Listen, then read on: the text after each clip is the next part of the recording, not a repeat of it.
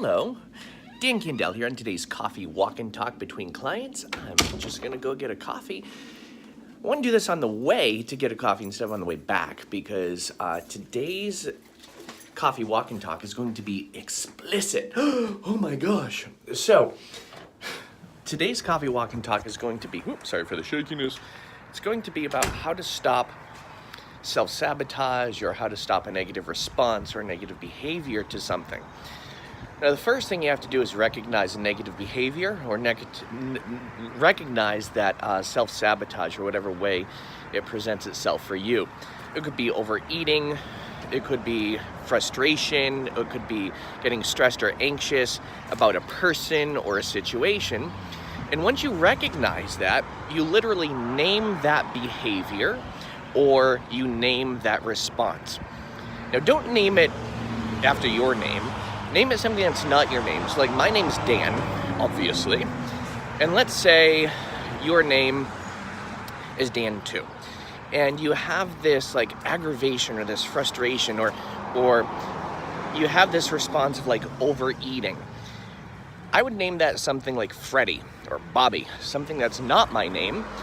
And I would literally tell that behavior to back off or take a back seat. So it would sound something like this. I'm recognizing this self-sabotaging or this anxiety-producing behavior. Here it comes again. Back off, Bobby. Take a back seat, buddy. Add some alliteration to it. You can say something like, piss off, Patricia. Or you could say, fuck off, Freddie, right? Sorry, that's why I said this is going to be explicit.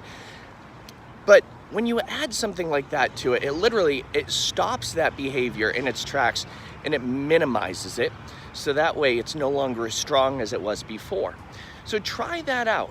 The next time you have a frustrating behavior or a negative behavior, self-sabotaging behavior, give it a name. Tell it to take a back seat, to piss off or to F off. And when you do that, it stops the behavior in its tracks. So try that on for size before I get to the coffee shop because there's some people that want to hear me swearing. Try that on for size, see how it works.